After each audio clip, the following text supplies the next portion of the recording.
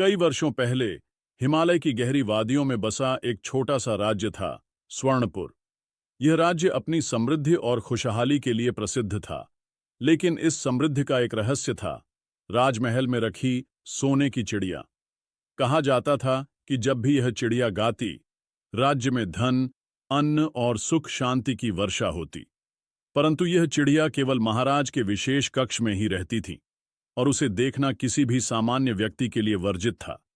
परंतु एक दिन अचानक यह चिड़िया गायब हो गई और इसके साथ ही राज्य की समृद्धि भी धीरे धीरे लुप्त होने लगी। रहस्यमयी चोरी राजा विक्रांत सिंह उस रात बड़े संतोष के साथ सोए थे, लेकिन सुबह जैसे ही उनकी आंखें खुलीं, महल में अफरा तफरी मची थी। सेनापति वीरभद्र और महामंत्री समरजीत घबराए हुए उनके कक्ष में पहुंचे। महाराज, अकल्पनीय घटना हो गई, वीरभद्र ने कहा। सोने की चिड़िया चोरी हो गई है। राजा स्तब्ध रह गए। उन्होंने तुरंत राजमहल की सुरक्षा खड़ी कर दी और आदेश दिया कि महल के सभी द्वार बंद कर दिए जाएं। उन्होंने अपने विशेष गुप्तचर अर्जुन को बुलाया, जो राज्य का सबसे कुशल जासूस था। अर्जुन, तुम्हें किसी भी कीमत पर इस चिड़िया को वापस लाना होगा, राजा ने कठोर स्वर में कहा। अर्जुन ने सिर झुकाकर प्रणाम किया और अपनी खोज शुरू की। पहला सुराग। अर्जुन ने सबसे पहले उस कक्ष की जांच की जहां चिड़िया रखी जाती थी। वहां एक खिड़की खुली हुई थी और जमीन पर एक नीले रंग का रेशमी कपड़े का टुकड़ा पड़ा था। यह कपड़ा साधारण नहीं है, अर्जुन ने बुदबुदाया। यह किसी महंगे वस्त्र का हिस्सा लगता है। उन्होंने पूरे महल में खोजबीन की और पाया कि यह खास प्रकार का रेशमी वस्त्र केवल महल के कुछ विशेष व्यक्तियों के पास ही था। मंत्री समरजीत, राजकुमार रुद्र और राजकुमारी अनुराधा।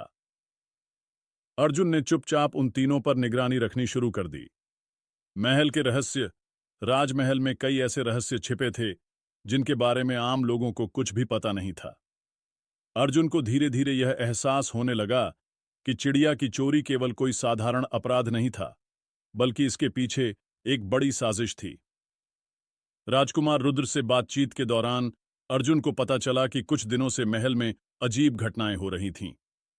कभी महल के सैनिकों को बेहोशी महसूस होती, तो कभी अंधेरे में कोई छाया चलती दिखाई देती। फिर अर्जुन को एक और महत्वपूर्ण जानकारी मिली। राजमहल के तहखाने में एक गुप्त द्वार था, जिसके बारे में बहुत कम लोगों को ही पता था। क्या यह संभव है कि चोर उसी द्वार से होकर चिड़िया को बाहर ले गया हो? अर्जुन ने सोचा। रहस्य की परतें खुलती हैं। अर्जुन ने तहखाने की खोज शुरू की। वहां उन्हें एक संदूक मिला, जिसमें एक पुराना पत्र रखा था। पत्र पर धूल जमी थी, लेकिन जब अर्जुन ने उसे पढ़ा तो वह चौंक गया। पत्र में लिखा था, सोने की चिड़िया केवल एक वस्तु नहीं, बल्कि एक शक्ति है। जिसे भी यह चिड़िया मिलेगी, वह अपार समृद्धि और शक्ति का स्वामी बन जाएगा। लेकिन ध्यान रखना, यह चिड़िया एक अभिशाप भी है। जो इसे लालच में लेगा, उसका अंत निश्चित है। पत्र पर किसी का नाम नहीं था, लेकिन अर्जुन को अंदाजा हो गया था कि यह किसी बहुत पुराने समय का रहस्य है। असली चोर का पर्दाफाश। अर्जुन ने अपने गुप्त सूत्रों से पता लगाया कि मंत्री समरजीत कुछ दिनों से गुप्त रूप से किसी से मिलने जा रहे थे। वह रात में छिपकर मंत्री के पीछे गए और देखा कि समरजीत जंगल के एक खंडहर में दाखिल हो रहा था। अर्जुन ने सावधानी से पीछा किया और देखा कि वहां एक काला नकाब पहने व्यक्ति खड़ा था। वह था नागेंद्र, एक तांत्रिक जो काले जादू में माहिर था। चिड़िया कहाँ है? नागेंद्र ने पूछा। मुझे कुछ समय और चाहिए।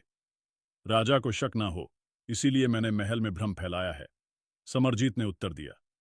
अर्जुन को समझ आ गया कि यह सब समरजीत की चाल थी। उसने लालच में आकर चिड़िया चुरा ली थी और अब उसे नागेंद्र को सौंपने वाला था। अंतिम युद्ध। अर्जुन ने बिना देर किए राजा को यह बात बताई। राजा ने तुरंत अपनी सेना को तैयार किया और समरजीत को पकड़ने का आदेश दिया।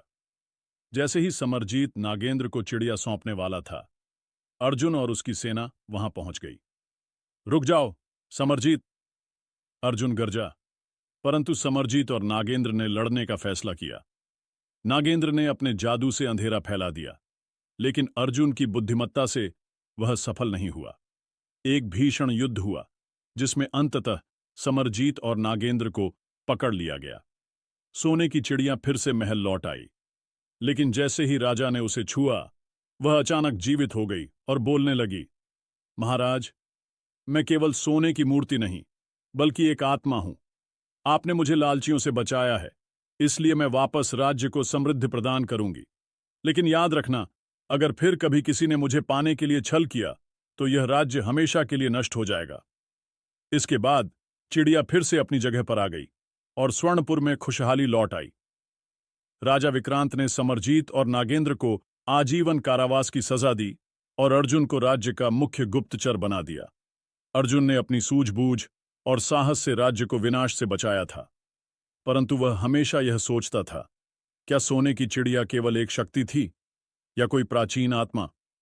कोई नहीं जानता था, परंतु एक बात तय थी, राज्य की समृद्धि वापस लौट आई थी और यह सब अर्जुन की वीरता और सत्य की जीत का परिणाम था। कहानी अच्छी लगी हो तो पोस्ट को लाइक और चैनल को सब्सक्राइब जरूर कर देना।